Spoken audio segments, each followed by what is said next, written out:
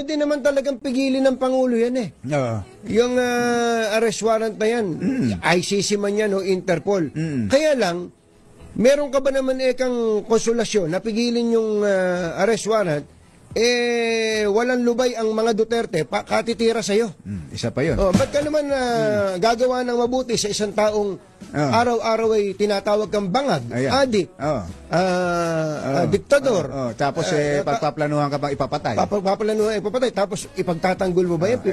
Parang tama, sabi ko, okay, iba rin talaga pag may kausap ka ibang tao. Yan din naman yung binabanggit natin nung nakaraan na parang nag-extend ka ng reconciliation, helping hand, iniaabot mo, pero inaabot mo yung kamay, tinataga yung kamay mo. Na sinasabing bangag ka. Ba't mo kami aabotin? Bangag ka. Adik ka. Adik ka. Ngiwi ka. Lahat. Paano nga naman mangyayari yun? Kumbaga, umaasa ka sa kapwa mo na mabuti ang gagawin sa'yo, pero ginagawan mo naman siya ng masama araw-araw. Yun ang sinasabi natin.